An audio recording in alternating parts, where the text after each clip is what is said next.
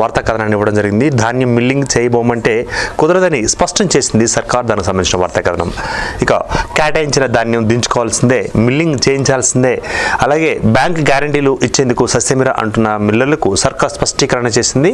Mill సామర్థ్యంలో 50% మేర CMR తప్పనిసరి, లేదంటే మిల్లును సీజ్ చేసే అధికారం ఉందంటూ కూడా మిల్లు మాత్రం ఏమాత్రం అనకూడదు.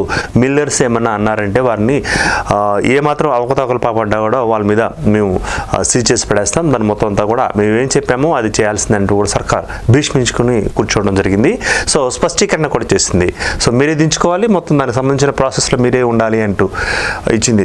కేటాయించిన ధాన్యం దించుకోవాల్సింది మీరే, మిల్లింగ్ చేయాల్సింది మీరే, బ్యాంక్ గ్యారెంటీ ఇచ్చేందుకు సస్యమేర అంటున్న మిల్లర్లకు సర్కార్ స్పష్టీకరణ చేసింది. ఇక మిల్లు సామర్థ్యంలో 50% మేర సీఎంఆర్ తప్పనిసరి, లేదంటే మిల్లును సీజ్ చేసే అధికారం ఉంటుంది.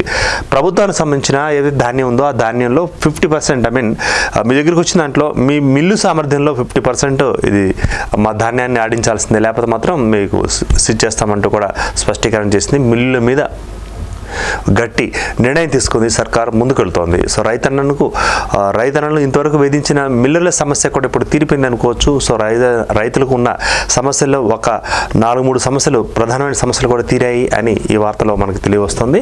ఇక 2015 నాటి ప్రభుత్వ ఉత్తర్వులు 2023లో వెలువడిన సవరణ జీవులపై తెరపైకి వచ్చాయి. దిగి వస్తున్న మిల్లర్లు బ్యాంక్ గ్యారెంటీలు ఇచ్చేందుకు 2054 మంది సంసిద్ధత వ్యక్తం చేశారు. అటు దీనికి సంబంధించిన వార్తా కథనం.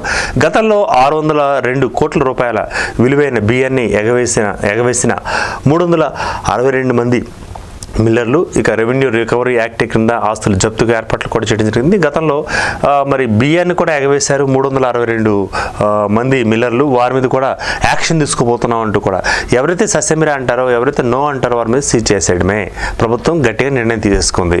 సో మిల్లర్ల సమస్య రైతన్నకి ఇక లేదు. ఇది ఈ వార్తా కథనంలో మనకు కనిపిస్తోంది.